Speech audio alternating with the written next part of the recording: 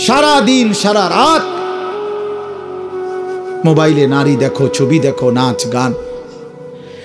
এক ওয়াক্ত নামাজ যারা পড়ো না, কোনো দিন যারা ফজরের নামাজ পড়ো না, হালাল হারামের কোনো পার্থক্য নাই, কিন্তু কেউ তোমারে ফিরায় না।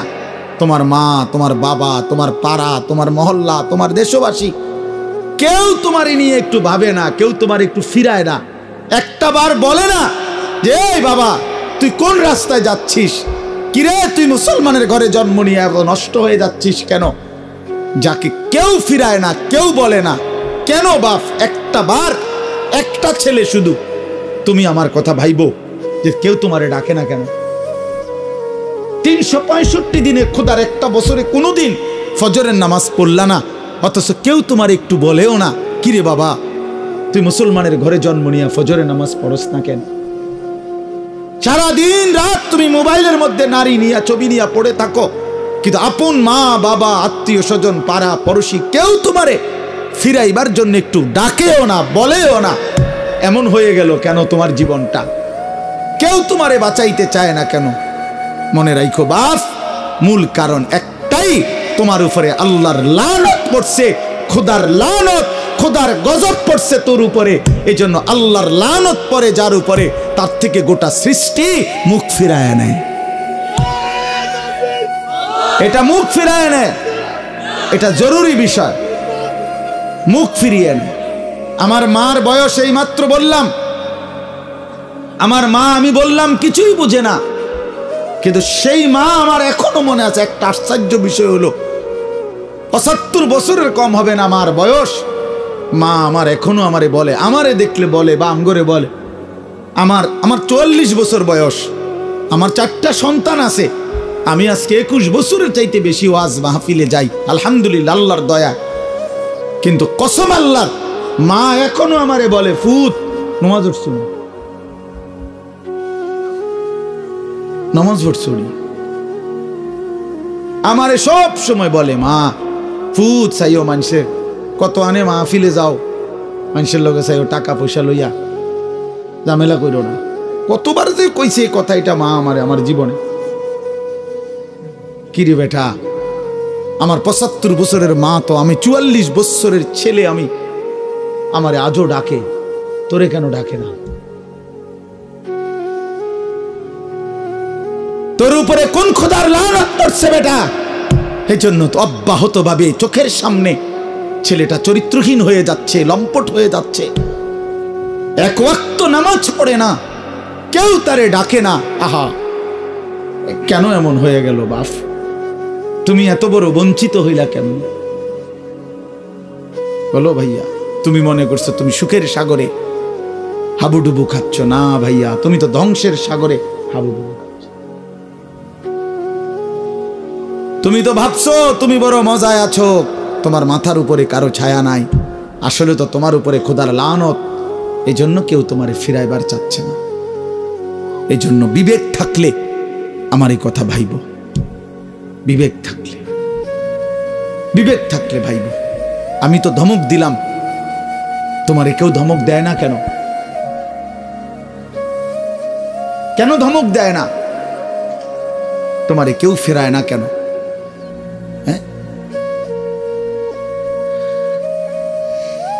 এই জন্য দোস্ত দয়া করে এটা ভাবা উচিত, আমরা ইনসাফের সাথে আমাদের এটা ভাবা উচিত। আমরা যদি এটা ভাবি, আমাদের জীবন সুন্দর হবে।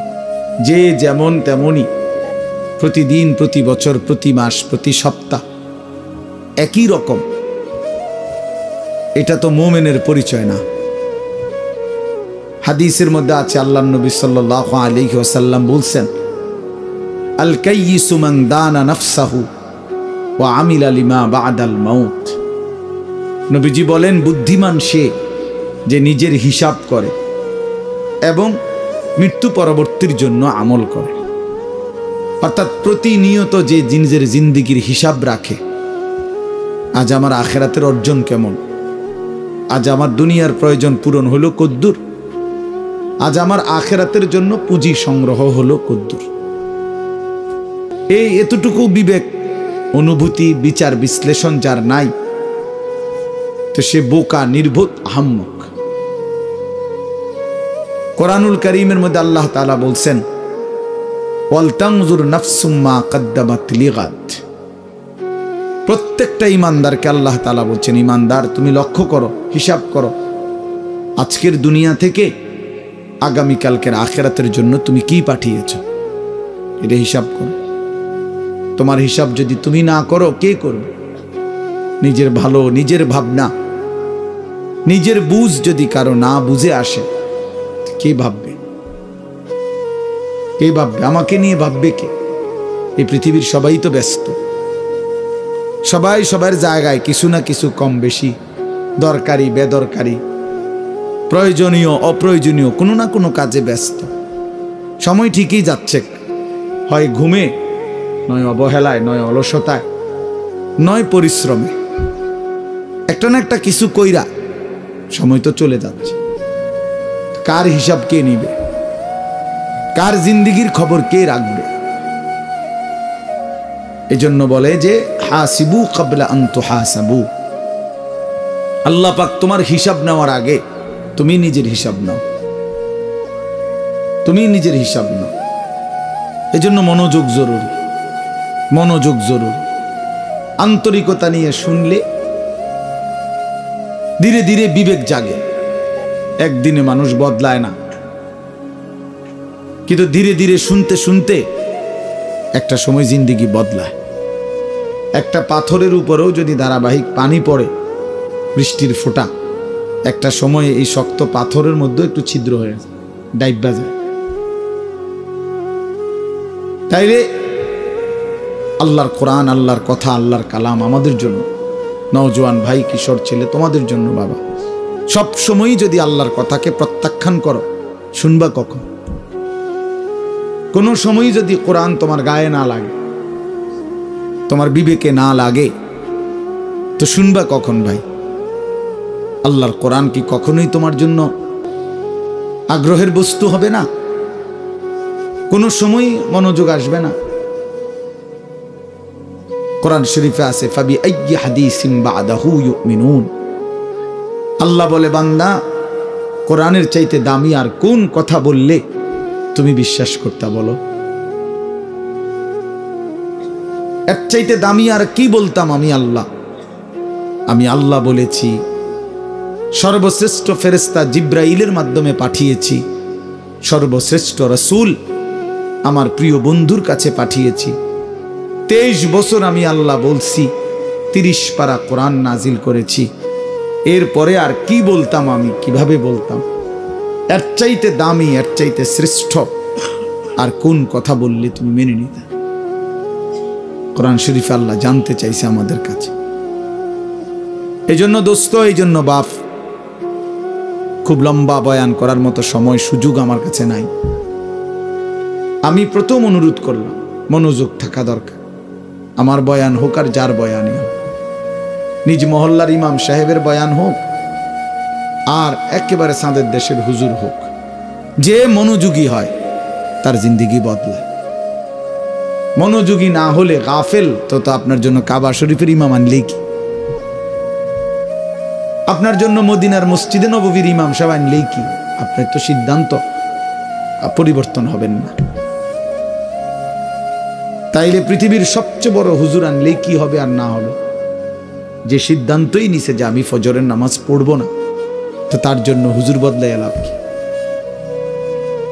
যে সিদ্ধান্তই নিছে আমি হালাল খাবো না, আমি সুদ কিস্তি এটা ছাড়ব না, এটা আমার সিদ্ধান্ত, তাইলে তার জন্য হুজুর বদলাইয়া লাভ কি? বড় থেকে বড় হুজুর এনে লাভ কি ভাইয়া, যদি আমার দিল উল্টানো থাকে? এই যে হাদিসের মধ্যে আছে, আল্লাহ ভাই বুট খায়ও না, বুট খায়ও না, মনোযোগ দাও। ছেলেরা, আমি আবারও বলছি ভাইয়া, পরস্পর কথা বলো না। ফালতু অভ্যাস ছাড়তে না পারলে তুমি উঠে যাও, আমার কোনো মানা নেই। আমি কথাই বলবো অল্প একটু। দোস্ত, মনোযোগ না দিলে তুমি বাহিরে ঘোরো, আমার কোনো অসুবিধা নাই। বললাম, আমি ব্যক্তিগতভাবে শ্রোতা গুণী না, এটা আমার কোনো সময়ের মাথা ব্যথা না। ছোট বড় সব মাহফিলে আমি সমান তালে বয়ান করি, এটা আমার আজীবনের অভ্যাস। আলহামদুলিল্লাহ। এই অঞ্চলটা আমার পায়ে হাঁটা অঞ্চল। এখন না আমি আসছি গাড়িতে, কিন্তু আমি তো এগুলো পায়ে হাঁটাই আসছি। তাইলে যখন আমার আরো ছোট ছোট মাহফিল ছিল, তখনও আমি 3-4 ঘন্টা বয়ান করে গেছি। ব্যস্ততার কারণে সময় মিলানো যায় না, এতটুকুই সমস্যা, আর কিছু না। জোহরের পর থেকে বয়ান শুরু হয়েছে, এখনো চলতেছে, আরো বয়ান আছে। হ্যাঁ, মুরাদনগর আবারও বয়ান আছে আমার। এটা এমনি বললাম, অর্থ হইল আল্লাহর জন্য বলতে থাকা। এজন্য দোস্ত, বন্ধু আমার, মনোযোগ দিলে ভালো। জীবনটা সবসময় একরকম খামখেয়ালি, গাফলতি, অবহেলায় অবহেলায় চলে গেল, তো রাত তো আর ফিরবে না, দিন তো আর ফিরবে না, এই সময় আর হবে না। 17ই ফেব্রুয়ারি 2025 আর আসবে না। আগামী বছর 17ই ফেব্রুয়ারি হবে, কিন্তু সেটা হবে 2026। আগামী সপ্তাহে 17 তারিখ সোমবার আসবে, কিন্তু সেটা হবে 23 তারিখ। প্রতি রাত, প্রতি ঘন্টা, প্রতি মিনিট, প্রতি সেকেন্ড একবারই আসে। আমাদের হায়াত একবারই, প্রত্যেক মিনিট একবারই। নবী সাল্লাল্লাহু আলাইহি ওয়াসাল্লাম বলছেন, ইরতাহালাতিদ দুনিয়া মুদবিরা ওয়ারতাহালাতিল আখিরাতু মুকবিলা। নবীজি বলেন, উম্মত শুনো, প্রতি সেকেন্ড, প্রতি মিনিট দুনিয়া তোমার পিছনে যাচ্ছে, প্রতি মিনিট আখিরাত তোমার সামনে আসতেছে। প্রতি ঘন্টা যায় তো আমার দুনিয়া যায়, প্রতি ঘন্টা যায় তো আমি আখিরাতের দিকে 1 ঘন্টা আগায় যাই, কবরের দিকেই 1 ঘন্টা আগায় যাচ্ছি, হাসরের দিকেই আমরা মূলত কি আগায় যাচ্ছি। এজন্য নবীজি বলছেন, অতএব বুদ্ধিমান হলে শোনো উম্মত, ফাকুনু আবনা আল আখিরা ওয়ালা তাকুনু আবনা আদ দুনিয়া। নবীজি বলছেন, অতএব তুমি আখিরাতের সন্তান হও, আখিরাতের পরিচয়ে পরিচিত হও, দুনিয়ার সন্তান হও না। শুধু ডাক্তার, শুধু ইঞ্জিনিয়ার, শুধু আইনজীবী, শুধু ব্যারিস্টার, শুধু পয়সাওয়ালা, শুধু ব্যবসায়ী, শুধু কৃষক, শুধু বিদেশি, শুধু প্রবাসী, এক মুসলমান হিসেবে এতটুকু পরিচয় নিয়েই তুমি যথেষ্ট হইও না। এক মুসলমানের পরিচয় এতটুকুই না, বরং তোমার পরিচয় যেন হয় আখিরাতের পরিচয়। লোকটা নামাজি, লোকটা রোজাদার, লোকটা চরিত্রবান, লোকটা দিনদার, লোকটা ফরহেজগার, লোকটা আল্লাহওয়ালা, লোকটা আখিরাতের ফিকির করে, মসজিদকে ভালোবাসে, মাদ্রাসাকে ভালোবাসে, ওলামায়ে কেরামকে ভালোবাসে, নামাজকে ভালোবাসে, আল্লাহর ঘরকে ভালোবাসে, কোরআনকে ভালোবাসে। এমন পরিচয় পরিচিত হও, এমন পরিচয় নিজের জীবনে লাগাও। নবীজি বলছেন, শুধু দুনিয়ার পরিচয়, অনেক বড় পয়সাওয়ালা, অনেক বড় টাকাওয়ালা, অনেক বড় ক্ষমতার অধিকারী, দোস্ত ক্ষমতা বেশি বা কম উভয় অবস্থাতেই কবরে চলে যাবে, হাসলেও মরে যাবে, কাঁদলেও মরে যাবে। তাফসিরে মাআরিফুল কোরআনে আমরা পড়ছি, মুফতি শফি রহমতুল্লাহ আলাইহি বলছে, দুনিয়াবাসী, দুনিয়া নিয়া কারাকারি করো না, কারণ সর্বোচ্চ চেষ্টা করে দুনিয়া যদি জিতেও যাও তাইলেও মরে যাবা, যদি হেরেও যাও তাইলেও মরে যাও। পৃথিবীর সর্বশ্রেষ্ঠ ধনী সেও মৃত্যুবরণ করবে, পৃথিবীর সর্বশ্রেষ্ঠ ফকির সেও মৃত্যুবরণ করবে, মরেই যাবে। প্রিয় বন্ধু, তোমরাও আমরাও হাসলেও মরে যাব, কাঁদলেও মরে যাব, সুখে থাকলেও মৃত্যু হবে, দুঃখে থাকলেও মৃত্যু হবে, অট্টালিকায় থাকলেও মরণ, কুড়ে ঘরে থাকলেও মরণ।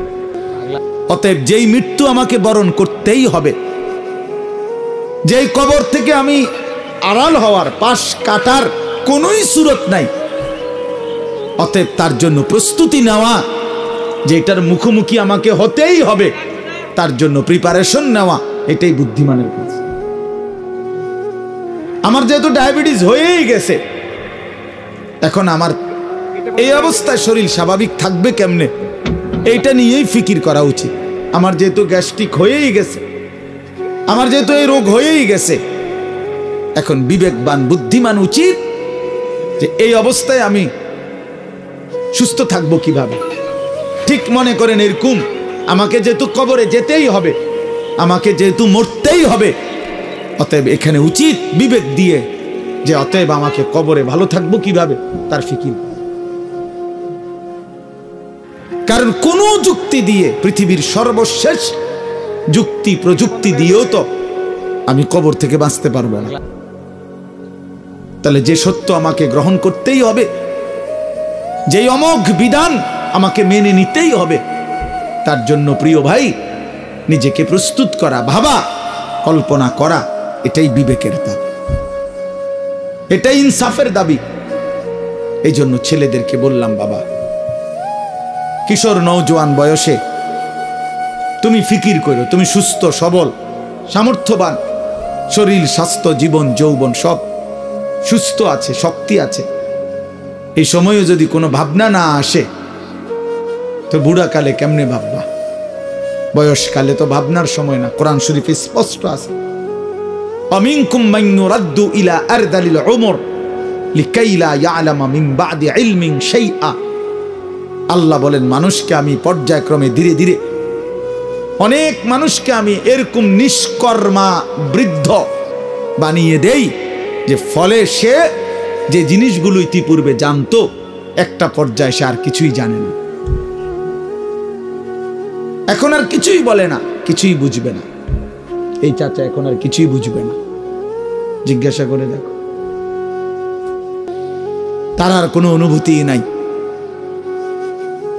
তার কাছে এখন আর দুনিয়া বরাবর, সবকিছু, হাসিও বরাবর, কান্নাও বরাবর, রাতও বরাবর, দিনও বরাবর, আনন্দও বরাবর, বেদনাও বরাবর। ওনার তো আর সেই ফিলিংসটাই নেই। আমার মারে দেখছি আমি, আজীবন মা কত নামাজ পড়তেন, তিলাওয়াত করতেন, তাসবিহ পড়তেন, 500 দানার তাসবিহ পড়তেন মা। আর মা এখন এত অসুস্থ হয়ে গেছে, বৃদ্ধ। নামাজের কথা কোনো 10 বার 20 বার বললে হ্যাঁ মানে বোঝে না, কি করবো এটা বোঝে না। অজু করতে কইলে মা বোঝে না। তাহলে আমি তো আমার মায়ের চোখে দেখা সাক্ষী, আমি তো মাকে দেখছি। মা আমার সেই সকাল থেকে রাত পর্যন্ত কত নামাজ পড়তেন, কত কোরআন তেলাওয়াত করতেন। আমার মায়ের সেই জিন্দিগি তো আমি দেখছি ভাইয়া। এই জন্য আমরা, এটাই সত্য, এটাই বাস্তবতা, আমাদেরকে যেতেই হবে। 3 অবস্থার যে কোনো একটা হবেই। হয় একদিন এই শক্ত সামর্থ্য শরীর দুর্বল অসুস্থ হয়ে যাবে, নয়তো বৃদ্ধ হয়ে যাবে, নয়তো তার আগেই কবরে পৌঁছে যাবে। প্রিয় বন্ধু, প্রিয় বাপ, আমাকে এটা বরণ করতেই হবে, আমাকে এটা বরণ করতেই হবে। এজন্য আমি অনুরোধ করছি, ওই দেখেন ওই ছেলে বারবার মোবাইল উঠাই আয়, মানে অসভ্য কিছু ছেলে আছে, অসভ্য, এমন গাদ্দার যে কারো কোনো কথা শুনবে। হের কথা হইলো যে মানে অনেক ছেলের যে হুজুর আমি এর থেকে ভালো মানুষের কথাই শুনি না, আপনার কথা শুনি না। না এটাই হাসি না, এটা কলিজা পাথর হওয়া। এমন গাদ্দার যে কোনোভাবেই আমি নিষেধ করলাম। ওই যে ওই আরেক অপদার্থ হাসে, এই দেখছেন, এই যে এখন নামাইলো, এই জিন্দিগি। হে নিজে নিজে হাসে মোবাইলের দিকে, মানে কাকে বলে, কেন বলে, কি জন, আমার এত কিছু, আমি এবং আমার মোবাইল। পৃথিবীতে এরপরে আর কিছু আছে বা নাই এটা আমার জানার বিষয়। শেষ আমি এবং আমার একটা মোবাইল। এটাই রাত, এটাই দিন, এটাই হাসি, এটাই কান্না, এটাই আনন্দ, এটাই বেদনা। খালাস। মোবাইল দেখতে দেখতে ঘুমাচ্ছে, মোবাইল দেখতে দেখতে ঘুম থেকে উঠতেছে। রাত গভীর হয় মোবাইলে, ভোর আলোকিত হয় মোবাইলে। আহা প্রিয় নওজোয়ান, আল্লাহ পাক তাইলে আমাদেরকে জন্যই সৃষ্টি করছেন। মাত্র 15,000 টাকা 14,000 টাকা দামের একটা মোবাইলের কাছে হেরে গেলাম। এত সুন্দর জীবন, অনন্তকালের আখিরাত সব ত্যাগ করে দিলাম। বন্ধু, চিরস্থায়ী জান্নাত ছেড়ে দিলা, জাহান্নামের জন্য সিদ্ধান্ত নিয়েই নিলা। এই নারী, এই ছবি, এই উলঙ্গ দৃশ্য, এই জিনা, এই ব্যভিচার, খোদার কসম ধীরে ধীরে তোমার জাহান্নামের দিকেই নিয়ে যাবে। নুআল্লিহি মা তাওয়াল্লা ওয়া নুসলিহি জাহান্নাম। আল্লাহ বলছে, যে বান্দা আমার রাসূলের বিরুদ্ধাচরণ করবে এবং আমার ঈমানদার বান্দারা যে পথে চলে তার উল্টো পথে চলবে, আল্লাহ বলেন আমি তাকে সেই উল্টো পথেই চালাবো এবং একদিন সত্যি সত্যি আমি তারে জাহান্নামে ফেলে দেব। খোদার কসম বাপ, এটা কোরআন শরীফের আয়াত। আমি এই মাত্র বলে আসছি, বলছি তোমরা যারা আমার একটা কথা মনে করো বাপ, ছেলেদেরকে তোমাদেরকে বলি, বাবা সারা দিন সারা রাত মোবাইলে নারী দেখো, ছবি দেখো, নাচ গান, এক ওয়াক্ত নামাজ যারা পড়ো না, কোনোদিন যারা ফজরের নামাজ পড়ো না, হালাল হারামের কোনো পার্থক্য নাই, কিন্তু কেউ তোমারে ফিরায় না। তোমার মা, তোমার বাবা, তোমার পাড়া, তোমার মহল্লা, তোমার দেশবাসী, কেউ তোমারে নিয়ে একটু ভাবে না, কেউ তোমার একটু ফিরায় না, একটা বার বলে না যে এই বাবা তুই কোন রাস্তায় যাচ্ছিস, কিরে তুই মুসলমানের ঘরে জন্ম নিয়ে এত নষ্ট হয়ে যাচ্ছিস কেন? যাকে কেউ ফিরায় না, কেউ বলে না, কেন বাপ? একটা বার, একটা ছেলে শুধু তুমি আমার কথা ভাইবো যে কেউ তোমারে ডাকে না কেন? 365 দিনে খোদার একটা বছরে কোনোদিন ফজরের নামাজ পড়লা না, অথচ কেউ তোমার একটু বলেও না কিরে বাবা তুই মুসলমানের ঘরে জন্ম নিয়ে ফজরের নামাজ পড়স না কেন? সারাদিন রাত তুমি মোবাইলের মধ্যে নারী নিয়ে, ছবি নিয়ে পড়ে থাকো, কিন্তু আপন মা বাবা, আত্মীয় স্বজন, পাড়া পড়োশি কেউ তোমারে ফিরাইবার জন্য একটু ডাকেও না, বলেও না। এমন হয়ে গেল কেন তোমার জীবনটা? কেউ তোমারে বাঁচাইতে চায় না কেন? মনে রাখো বাপ, মূল কারণ একটাই, তোমার উপরে আল্লাহর লানত পড়ছে, খোদার লানত, খোদার গজব পড়ছে তোর উপরে। এই জন্য আল্লাহর লানত পড়ে যার উপরে, তার থেকে গোটা সৃষ্টি মুখ ফিরায় নেয়। এটা মুখ ফিরায় নেয়, এটা জরুরি বিষয়, মুখ ফিরিয়ে নেয়। আমার মার বয়স এই মাত্র বললাম, আমার মা আমি বললাম কিছুই বুঝে না, কিন্তু সেই মা আমার এখনো মনে আছে। একটা আশ্চর্য বিষয় হলো 75 বছরের কম হবে না মার বয়স, মা আমার এখনো আমারে বলে, আমারে দেখলে বলে বা আমগরে বলে, আমার 44 বছর বয়স, আমার 4টা সন্তান আছে, আমি আজকে 21 বছরের চাইতে বেশি ওয়াজ মাহফিলে যাই আলহামদুলিল্লাহ আল্লাহর দয়া। কিন্তু কসম আল্লাহর, মা এখনো আমারে বলে ফুত নামাজ পড়ছো, নামাজ পড়ছো, আমারে সব সময় বলে মা ফুত চাইও, মানুষের কত আনে মাহফিলে যাও, মানুষের লগে চাইও, টাকা পয়সা লইয়া ঝামেলা করো না। কতবার যে কইছে এই কথা, এটা মা আমারে আমার জীবনে। কিরে বেটা, আমার 75 বছরের মা তো, আমি 44 বছরের ছেলে, আমি আমারে আজও ডাকে, তোরে কেন ডাকে না? তোর উপরে কোন খোদার লানত পড়ছে বেটা? এই জন্য তো অব্যাহত ভাবে চোখের সামনে ছেলেটা চরিত্রহীন হয়ে যাচ্ছে, লম্পট হয়ে যাচ্ছে, এক ওয়াক্ত নামাজ পড়ে না, কেউ তারে ডাকে না। আহা, কেন এমন হয়ে গেল বাপ? তুমি এত বড় বঞ্চিত হইলা কেমন? বলো ভাইয়া, তুমি মনে করছো তুমি সুখের সাগরে হাবুডুবু খাচ্ছ? না ভাইয়া, তুমি তো ধ্বংসের সাগরে হাবুডুবু খাচ্ছ।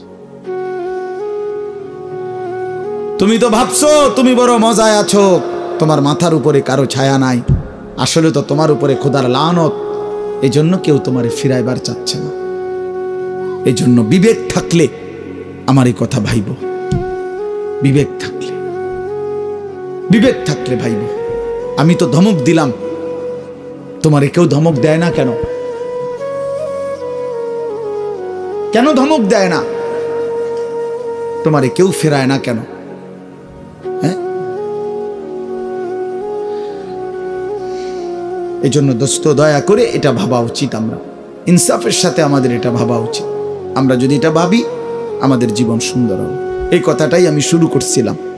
আল কাইয়িসু মান দানা নাফসাহু, নবীজি বলছেন সে বুদ্ধিমান যে নিজের হিসাব করে, ওয়া আমিলা লিমা বাদাল মাউত, এবং মৃত্যু পরবর্তীর জন্য আমল করে। সেভাবে আমি কে, আমারে কে বানাইলো, আমি আসলাম কোত্থেকে, কেন বানাইলো, আত্ম উপলব্ধি, নিজের বিবেক, নিজের জাগা, আসলে আমি কে, আমি মানুষ না জানোয়ার, এতটুকু বুঝ বুদ্ধি আকল দিমাগ যদি দোস্ত আমার না থাকে, তা আমি মানুষ হলাম কিভাবে, মুসলমান হলাম কিভাবে? মাসালুল্লাযী ইয়াযকুরু রাব্বাহু ওয়াল্লাযী লা ইয়াযকুরু রাব্বাহু মাসালুল হাইয়্যি ওয়াল মাইয়্যিত। নবীজি বলছেন যে আল্লাহকে স্মরণ করে আর যে করে না, এই দুইজনের মধ্যে উদাহরণ হলো একজন জীবিত, একজন মৃত। নাফরমান মুর্দা, ইমানদার জীবিত। রাসূলুল্লাহ সাল্লাল্লাহু আলাইহি ওয়াসাল্লাম বলেছেন, ইন্নাল্লাযী লাইসা ফি জাওফিহি শাইউম মিনাল কুরআন কাল বাইতিল খারিব। প্রিয় বন্ধু শুনো, নবীজি সাল্লাল্লাহু আলাইহি ওয়াসাল্লাম বলছেন যে এই কলিজার ভিতরে আল্লাহর কোরআন নাই, কোরআন কিছু পরিমাণ কোরআন শরীফও নাই, 10টা সূরাও শুদ্ধ পড়তে জানে না, 10টা সূরাও মুখস্থ পারে না, আল্লাহর কালামের কিচ্ছুই জানে না। আল্লাহ রাসূল সাল্লাল্লাহু আলাইহি ওয়াসাল্লাম বলছে ওই নাফরমানের দিল হলো কাল বাইতিল খারিব, সারা বাড়ি, আলগা বাড়ি, যে বাড়িতে আগে থাকতো এখন থাকে না, নতুন ঘরে উঠে গেছে, ওই ঘরের এখন কোনা ভাঙ্গা গেছে, এই ঘরের এখন দুয়ার ভাঙ্গা গেছে, টিন সাল ফইরা গেছে, এখন সারা বাড়িটা আলগা বাড়ি, বিরান ঘর, সেই ঘরে এখন কুত্তা থাকে, সেই ঘরে এখন বিড়াল থাকে, সেই ঘরে এখন সাপ বিচ্ছু থাকে, মানুষ থাকে না। খোদার কসম নবীজি বলছে যে কলিজার ভিতরে আল্লাহর কোরআন নাই, ওই কলিজার ভিতরে মানুষ থাকে না, কুত্তা থাকে, কুত্তা, এই কুত্তা থাকে, কুত্তা, কুত্তা থাকে ওই কলিজার ভিতরে, সাপ থাকে, বিচ্ছু থাকে, ওটাতে বিড়াল থাকে, ইন্দুর থাকে, কেচ্চা থাকে, মানুষ থাকে না। ওই কলিজার ভিতরে মানুষ থাকে না, বুঝছো ভাইয়া? কাজে তোমাদের যাদের জবানে আল্লাহর কোরআন নাই, তোমাদের যাদের দিলে মাওলার কোরআন নাই, তো তোমার এই ভেতরটা জন্তু জানোয়ারের ঘর, কুকুর বিড়ালের ঘর। আচ্ছা আরো শোনো মিয়া, কোরআন শরীফে সূরা আরাফের মধ্যে আছে কোরআনের আয়াত, ওয়াত্তাবা হাওয়াহু ফামাসালুহু কামাসালিল কালব। সরাসরি কোরআনের আয়াত, সরাসরি কোরআন শরীফের আয়াত। আল্লাহ তাআলা বলছেন যে মনের ইচ্ছা মতো চলে, মনের চাহিদার অনুসরণ করে, আমার মনে যা চায়, কেন নামাজ পড়ো না? তোমার মন চাইছে দেখে। আর কি কারণ? তোমার মন চাইছে তুমি পড়ো না কেন? সারাদিন নারী দেখো, ছবি দেখো, তোমার মন চাইছে, এই তো না, আর কি তো কিছু না। কেন পেশাব করে পায়খানার পরে ঢিলা কুলুক, টয়লেট পেপার, পাক নাফাকের কোনো পার্থক্য বুঝো না কেন? কারণ তোমার মন চাইছে, মন চাইছে।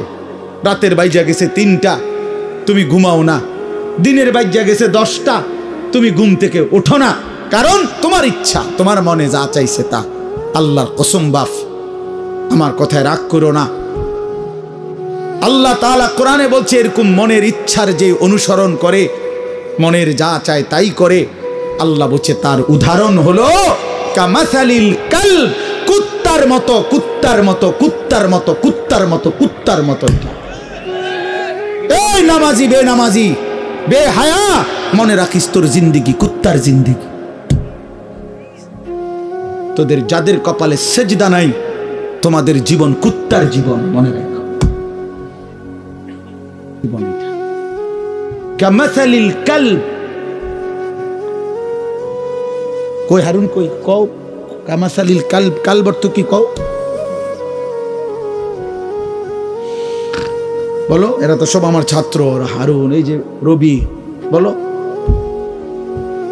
কামাসালিল কালব, কুকুরের মতো আল্লাহ বলছে কোরআন। এ তো কোনো ব্যাখ্যার কিছু নাই যে এক হুজুর কইছে এটা, আরেক হুজুর কইছে এটা, এরু কথা বোঝেন না এমনি। এটা ব্যাখ্যার কিছু আছে এখানে? এটা তো স্বাভাবিক বাংলা, সোজা বাংলা। কামাসালিল কালব, কুকুরের মতো। ওই জিন্দিগি কুত্তার জিন্দিগি, যে জিন্দিগি নাফরমানের জিন্দিগি, নাফরমানের জীবন। এজন্য দোস্ত রহম করো নিজের উপরে। আমার চিৎকার চেঁচামেচির একটাই মাকসাদ, সারাটা বছর আমি চিল্লাই, এই এক কথার ফেরি করি, তুমি তোমারে কদর করো। আমার বাবা, আপনাদেরকে বলি, বাবারা যারা বয়স্ক আছেন, আপনি ইনসাফের সাথে বলেন, আপনি মুসলমান, 60 বছর ধরে আপনি মুসলমান, আপনি এখনো বিড়ি সিগারেট খান, আপনি ফিরবেন কখন? বলেন বাবা, 60 বছর ধরে এখনো আপনি চা দোকানে টেলিভিশনে নাচ গান না দেখলে আপনার রাতের ঘুম হয় না। আস্তাগফিরুল্লাহ, এত বছরেও আপনার নাফরমানি ছাড়ার সময় হয় নাই? 60 বছর বয়সেও মুসলমান গালি দেয়, 60 বছর বয়সেও মুসলমান কিস্তি নেয়, 60 বছর বয়সেও মুসলমান সুদ খায়, 60 বছর বয়সেও মুসলমান টেলিভিশনে নাচ গান নর্তকীর ছবি দেখে। ছি ছি ছি ছি, এত নির্লজ্জ, এত বেহায়া ইমানদার বুড়া মানুষ হইতে পারে না। এত বেহায়া কোনো ইমানদার বুড়া হইতে পারে না বেটা। এটা বুঝা উচিত, এটা ভাবা উচিত। আলাম ইয়ানি লিল্লাযীনা আমানু আন তাখশা কুলুবুহুম লিযিকরিল্লাহ। আল্লাহ বলছে, মুমিন, আমি আল্লাহর ভয়ে তোমার মনটা নরম হওয়ার সময় আজও হয়নি? আমারে ডাকবা না তাইলে? আলাম ইয়ানি লিল্লাযীনা আমানু আন তাখশা কুলুবুহুম লিযিকরিল্লাহ ওয়া মা নাযালা মিনাল হক। রব্বে করিম বলে, বান্দা আমার স্মরণ, আমার জিকির, আমার বন্দিগি, আমার কোরআন পড়বার জন্য তোমার মনটা নরম হওয়ার সময় আজও কি হয়নি? আল্লাহ যেন ডাক দিয়ে বলছে, যুবক, 365 দিন তো হয়ে গেল, একটা বছর চলে গেল, বান্দা কোনদিন ফজরের নামাজ পড়লা না, তাহলে কি বান্দা আর কোনদিন পড়বা না? এই ফয়সালা দিয়ে ফেললা। 30 বছর ধরে সুদ খাও বান্দা, তাহলে কি এই সিদ্ধান্তই নিলা আর কোনদিন ছাড়বা না? 20 বছর ধরে দাড়ি কাটতেছ, তাহলে কি এই ফয়সালাই নিলা যে আর কোনদিন দাড়ি রাখবা না? 20 বছর ধরে ঘরে রঙিন টেলিভিশন চলে, প্রতিদিন নাচ গান নর্তকীর ছবি, তাহলে কি মুমিন ফ্যামিলির জন্য এটাই সিদ্ধান্ত নিয়েছো যে আমি আমার পরিবারকে আল্লাহর নাফরমানির উপরেই রেখে যাব? এটা কি নাফরমানি না? কথা বলেন না? তাইলে আর কোনোদিন কি ফিরবা না? আল্লাহ জানতে চাইছে, আল্লাহ জানতে চাইছে, বান্দা সময় কি আজও হয়নি? আমারে কি ডাকবা না? আমি কি একটা সেজদা পাবো না? আল্লাহ বলেছেন, আমি তো দুনিয়া বাদ দিতে বলি নাই, ওয়ালা তানসা নাসীবাকা মিনাদ দুনিয়া, দুনিয়া ভুলে যেও না। স্ত্রী তো আমি দিয়েছি, সন্তান তো আমি দিয়েছি, এই জীবনে যা উপার্জন করছো তো আমি দিয়েছি। ওয়াফিস সামাই রিজকুকুম ওয়া মা তুআদুন। আল্লাহ বলেন, আসমানে তোমাদের রিজিক, জমিনে না। কোথায়? ওয়াফিস সামাই রিজকুকুম, তোমাদের রিজিক আসমানে। মা উরিদু মিনহুম মির রিজকিন ওয়া মা উরিদু আন ইউতঈমুন। আল্লাহ বলে, বান্দা আমি তোমাদের কারো কাছ থেকে কোনো রিজিক চাই না, তোমরা কেউ আমাকে খাওয়াইতে হবে আমি এটাও চাই না। ইন্নাল্লাহা হুয়ার রাজ্জাকু যুল কুওয়াতিল মাতিন। নিশ্চয়ই আল্লাহই হচ্ছেন সুবিশাল ক্ষমতার অধিকারী, রিজিক দাতা। কায়নাতকে তো আমি খাওয়াই, আমারে তো কেউ খাওয়াইতে হয় না। সবার আশ্রয় তো আমি দেই, আমারে তো কেউ আশ্রয় দিতে হয় না, আমি তো সব করি। ওয়া ইন আমসাসকাল্লাহু বিদুররিন ফালা কাশিফা লাহু ইল্লা হু।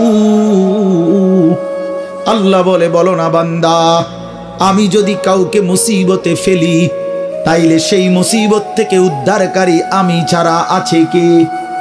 কে আছে? কে বলে না বাপ? কে? ফালা কাশিফা লাহু ইল্লাহু, আমি ছাড়া উদ্ধারকারী কেউ নাই, কেউ নাই। ওয়া ইন ইউরিদকা বিখাইরিন ফালা রাদ্দা লিফাদলিহি, আল্লাহ বলেন আর আমি যদি কাউকে কল্যাণ করি, উপকার করি, তাইলে আমার কল্যাণ আমার উপকার ঠেকায়া দিবে এমনও তো কেউ নাই। কে দিবে আমার ঠেকায়া? আমারে প্রতিহত করবে কে? ওয়া ইন মিন শাইইন ইল্লা ইনদানা খাযাইনুহু ওয়া মা নুনাজ্জিলুহু ইল্লা বিকদারিন মা'লুম। আল্লাহ বলে বান্দা সব কিছু আমার কাছে আছে ভান্ডারে ভান্ডারে, কিন্তু আমি জমিনে নাজিল করি পরিমাণ মতো করে। একসাথে সব আলু দিয়া দিলে রাখবা কই? একসাথে 30 বছরের পেঁয়াজ দিয়া দিলে রাখবা কই? কথা বোঝেন নাই? একসাথে 50 বছরের খাবার দিয়ে দিলে রাখবা কই? আছে তো আমার কাছে সব কিছুর ভান্ডারে ভান্ডার, কিন্তু আমি জমিনে দিয়ে থাকি পরিমাণ মতো করে, বিকদারিন মা'লুম। ইন্না কুল্লা শাইইন খালাকনাহু বিকদার, আল্লাহ বলেন সব কিছু আমি বানিয়েছি পরিমাণ মতো করে। জন্ম নিল কয়জন, কবরে নিলাম কয়জন, আমার হিসাব আছে। কোন সংখ্যা, জনসংখ্যা কোন সময় বেড়ে গিয়ে ক্ষতিগ্রস্ত হবে না, আমি আছি না। বুঝেন নাই কথাটা? কোন বিজ্ঞানী বুদ্ধি দিছে, কোন পাগলে বলছে? সব পাগল মাতাল ছাড়ো, আমি আছি।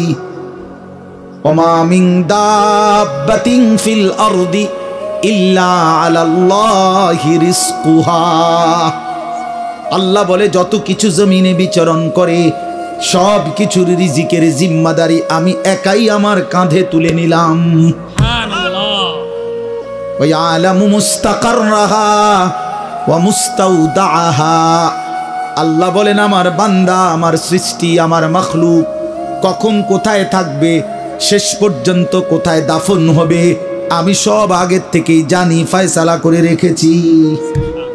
গতকালকে আমি ছিলাম সিলেট মৌলভীবাজার, আজকে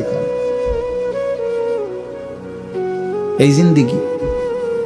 আল্লাহ বলেন আমি জানি, কুল্লুম ফি কিতাবিম মুবিন, সব কিছু আমি স্পষ্ট আমল নামার মধ্যে, তাকদীরের মধ্যে লিখে রেখেছি।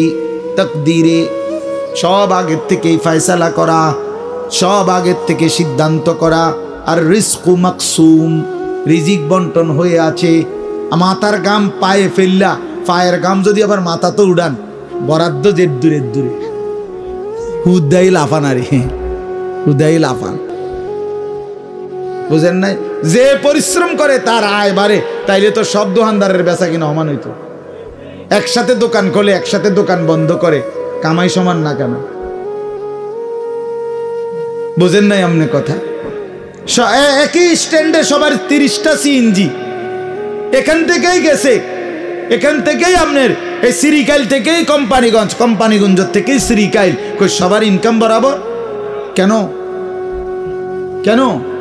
শুধু পরিশ্রম করিলেই অর্থ আসে? না না না, আসমানের ফয়সালাতে অর্থ আসে, রবের ফয়সালা।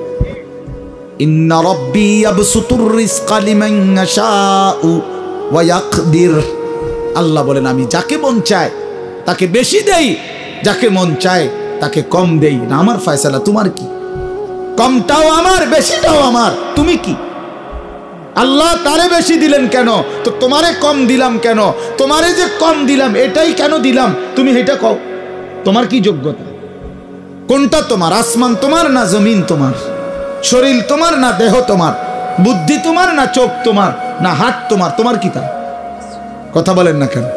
তো সবই আমার, আমি যাকে যা মন চাই তাই দেব। তুমি কি? তুমি এনে মতামত দিবার অধিকার আছে নি আমার? তাইলে এই জন্য বাপ, বন্ধু আমার, দোস্ত আমার, সাথী আমার, সবাই রে বলি ভাইয়া, জিন্দেগির হিসাব করেন। এটাই আমার মূল বক্তব্য। আর একটু নড়ে চড়ে ঘুরে দাঁড়ান। ছেলেরা, বাপ ফিরে আসো তুমি আল্লাহর দিকে, কোরআনের দিকে, নামাজের দিকে, সেজদার দিকে। এই কপাল পৃথিবীর কোনো কামাইতে লাগে না। খেয়াল করে দেখে, উপার্জনের পৃথিবীতে মানুষ দেশে থাকুক আর বিদেশ থাকুক, চাকরি করুক আর ব্যবসায়ী করুক, ক্ষেত খামারে কাম করুক আর দিন মজুরি করুক, মাড়ি কাটুক আর যাই করুক, কপাল কোনো কামে লাগায় না। বুঝো না হিসাবটা? কপাল কি লাগায় না? কোনো কাজে লাগায় না। কপাল শুধুই সেজদার জন্য, কপাল শুধুই সেজদার জন্য, শুধুই সেজদার জন্য। মাস, সেই মাসের নাম রমজান মাস। এই কারণে রমজান এত দামি। রমজানের আমার শায়েখ আল্লামা মুফতি মুশতাকুন নবী সাহেব বলে, রমজানের প্রতি ঘন্টা, মিনিট, সেকেন্ড, এক একটা মুহূর্ত যেন হীরা মণি মুক্তার মতো, হীরা মণি মুক্তার মতো। আল্লাহ তাআলা এমন ভাবে এটাকে, যেমন এই প্যান্ডেলটা আপনারা আলাদাভাবে সুন্দর করে চারদিকে কি চমৎকার করে সাজাইছেন, চারিদিকে এটাকে সুন্দর করে একটা সাজানো প্যান্ডেল। রমজানকে যেন আল্লাহ তাআলা এভাবে সাজাইছেন, আল্লাহ নিজের হাতে রমজান সাজাইছেন। আল্লাহ বলে, বান্দা শোনো আমি রমজানকে কেমনে সাজাইলাম। 1, পুরা মাস রোজা। 2, প্রতিদিন ইফতার। 3, প্রতিদিন সাহারি। 4, প্রতিদিন 20 রাকাত তারাবি। 5, শেষ দশকে এতেকাফ। 6, শেষ দশকের বেজর রাত্রিতে শবে কদর। এরপরে 7, একটা নফল একটা ফরজের সমান। 8, একটা ফরজ 70টা ফরজের সমান। 9, প্রথম দশক রহমত। 10, মাঝখানের দশক মাগফিরাত। 11, শেষ দশক জাহান্নাম থেকে মুক্তি। আল্লাহ বলেন, জান্নাতের দরজা খুলে দিলাম, জাহান্নামের দরজা বন্ধ করে দিলাম, সমস্ত শয়তানগুলোকে শেকলে বন্দী করে দিলাম, চারিদিক দিয়া গোলাইয়া সব গুছাইয়া বান্দা রাস্তা কেবল একটাই খোলা, দরজা কেবল একটাই খোলা। পুরা রমজান রাতে আসো, দিনে আসো, দুপুরে আসো, শুধু আমার গোলামি করবা, গুনাহ ছেড়ে দিবা, আর একটা দরজা দিয়েই সবাই ঢুকবা। শুধুই জান্নাত, শুধুই জান্নাত, শুধুই জান্নাত, শুধুই জান্নাত। কারণ দরজা তো খোলা একটাই, জান্নাতের দরজা, জাহান্নামের দরজা বন্ধ। এই মাসে আমি কোনো দিকে দেব না, শুধু জান্নাত দেব, শুধু জান্নাত, শুধু জান্নাত। এজন্য বাপ মহান আল্লাহ পাক রব্বুল আলামিন বলছেন, রমজান আমি কোরআন নাজিলের মাস। আমার শায়েখ বলে, আল্লামা মুফতি মুশতাকুন নবী সাহেব বড় সুন্দর বলছে হুজুরে, যে শুনেন আল্লাহ তাআলা রমজানকে বলছেন কোরআন নাজিলের মাস, এজন্য দামি বানাই দিছেন রমজান। একটাবার চিন্তা করে দেখেন, প্রত্যেক রমজানে কোরআন নাজিল হয় না, রমজান নির্দিষ্ট একটি রমজানে না কোরআন নাজিল হয়েছে, কথা বুঝছেন না? কিন্তু ওই এক মাসে কোরআন নাজিল হয়েছে দেখা আল্লাহর এই জমিনে যতবার এই মাস ঘুরে ঘুরে আসতেছে 1450 বছর ধরে, প্রত্যেকবারই এই মাস দামি হয়ে যাচ্ছে। একটি রাতে শবে কদর কোরআন নাজিল হয়েছে, ফলে যতবার এই রাতটা ঘুরে ঘুরে আসে প্রত্যেক বছরই এই রাত দামি হয়ে যাচ্ছে। অতএব কোরআনুল কারীম এক রাত্রিতে নাজিল হইছে, এজন্য প্রত্যেকবারই ওই রাত্রি দামি। একটি মাসে নাজিল হইছে, এজন্য প্রত্যেক বছর ওই মাসটা দামি। এজন্য যে ইমানদার কোরআনকে বুকে আগলায় নিছে, কোরআনকে নিজের জীবনে গ্রহণ করে নিছে, রমজানকে আপন করে নিছে, খোদার কসম রব্বে কারীম তাকেও সারা বছর সারা জিন্দেগি দামি বানায় দিছে, দামি বানায় দিছে। এজন্য রমজান মাসের নাম কি? রমজান। রমজান উচ্চারণ করেছেন যিনি এই মাসের নাম, তিনি রহমান, আর তিনি নাজিল করেছেন কোরআন। এটা গ্রহণ করেছে যে সে হলো মুসলমান। দিয়েছেন যিনি, তিনি রহমান, যিনি দিয়েছেন তিনি রহমান। মাসের নাম রমজান, নাজিল করলেন কোরআন, গ্রহণ করলো মুসলমান। ফামান শাহিদা মিনকুমুশ শাহরা ফালিয়াসুমহু। আল্লাহ বলছেন হুদাল লিন্নাসি ওয়া বাইয়িনাতিম মিনাল হুদা ওয়াল ফুরকান। আল্লাহ বলছে, বান্দা আমি এমন কোরআন নাজিল করেছি যে কোরআন গোটা বিশ্ব মানবতার হেদায়েত।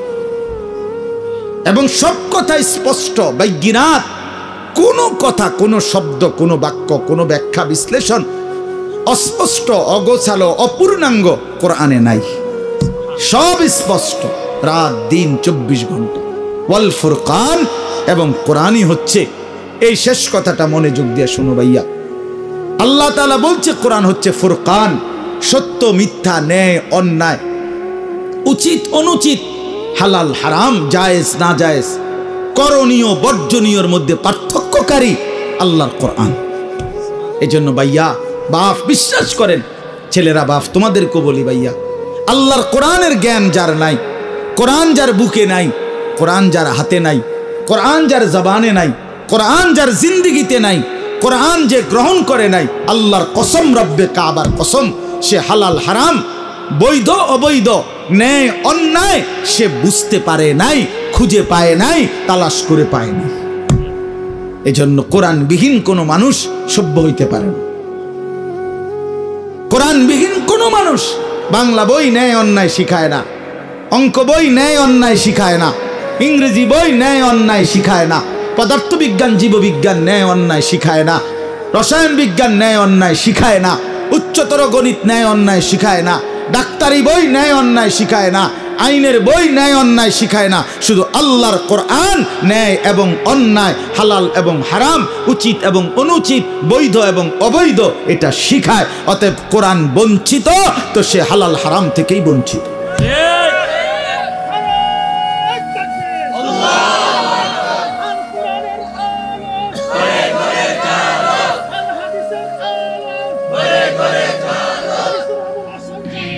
অতএব এটা ফিকির করা চাই, এটা পার্থক্যকারী জ্ঞান।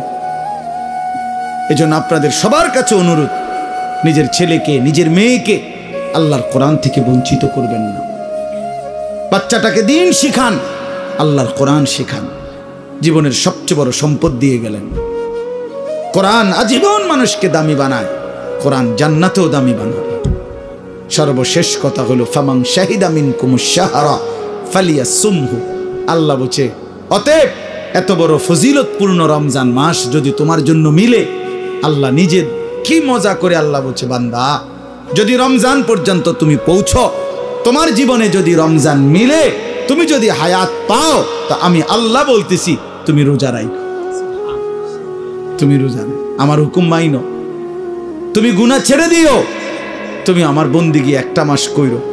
যদি বলি আল্লাহ 1 মাস আপনার হুকুম মানবো, ঠিক আছে, গুনাহ ছেড়ে দিব, রোজাগুলো এবং বিধানগুলো মানবো, শরীয়তের হুকুম, আপনি আমারে কি দিবেন? আল্লাহ বলে লাআল্লাকুম তাত্তাকুন, 1 মাসেই আমি আল্লাহ তোমারে মুত্তাকি বানিয়ে দেব। যদি বলি মুত্তাকি হলে কি হবে? আল্লাহ বলে জানো না, জান্নাত বানানোই হয়েছে মুত্তাকিদের জন্য। উইদ্দাত লিল মুত্তাকিন, জান্নাত বানানোই হয়েছে মুত্তাকিদের জন্য। অতএব যে মুত্তাকি সেই জান্নাতি, যে জান্নাতি সেই মুত্তাকি। আমার কিশোর, আমার নওজোয়ান, আমার বাপ, আমার ভাই, আমার বন্ধু, আমার পর্দার আড়ালের মা বোন, সবাইকে বলি হায়াতের কদর করেন, জিন্দেগির কদর করেন। আপনাদের এই একটা মাহফিল খুব সম্ভব, বারবার আমি আসি, ওই কবির ভাই এইসা প্রেশার তার, এই এক মহব্বতের মানুষের কাছে আমি বারবার হেরে যাই, যার কারণে, তার খুব বেশি ভালোবাসার কারণে এই মাহফিলটা কোনো না কোনোভাবে মিলাইতে হয়। তা আল্লাহর দয়া আজকেও আসা হইছে। আমি সবার কাছে অনুরোধ করছি, আমাদের মাওলানা সানাউল্লাহ বয়ান করবে, আসছে ও, মাশাআল্লাহ, ও অনেক সুন্দর বয়ান করে, মাশাআল্লাহ। তো সে বয়ান করবে, দোয়া করবে। আমি দিল থেকে আপনাদের জন্য দোয়া করি, আল্লাহ তাআলা আপনাদের সবাইকে ঈমান আমলের জিন্দেগি দান করেন। আমার নওজোয়ান ভাই, তোমরা নষ্ট হইও না, চরিত্রহীন হইও না। মোবাইল, নারী, ছবি, এই জেনা, ব্যভিচার, মদ, জুয়ার আড্ডা থেকে ছোট ভাইয়া আল্লাহকে রাজি করো, হালালের উপরে চলো, ইনশাআল্লাহ দেখবা আগামী দিনে তোমরা ইমাম মাহদির পক্ষে লড়তে পারবে, তোমরা দাজ্জালের বিরুদ্ধে লড়তে পারবা। আগামীর ইসলামের পতাকা তোমাদের হাতে উড়বে ইনশাআল্লাহ, কালেমার পতাকা উড়বে ইনশাআল্লাহ। অতএব নওজোয়ান, হাল ছাইরো না, চরিত্রহীন হইও না, আল্লাহকে রাজি করো, সেজদা করো, ইনশাআল্লাহ গোটা দেশ গোটা মহল্লাবাসী তোমার মহব্বত করবে, রব্বে করিমও তোমাকে আদর করবে। আল্লাহ আমাদের ছেলেদেরকে মাফ করে দেন, কবুল করেন। আজকের এই সুন্দর মাহফিলে আল্লাহ বরকত দেন। কেউ উঠাউঠি করেন না, দয়া করে সুন্দর করে বসে এরপরে দোয়া মুনাজাত করে এরপরে যাবেন। আল্লাহ তাআলা সবাইকে তৌফিক দান করেন, কবুল করেন। আমিন। সুবহানাল্লাহ।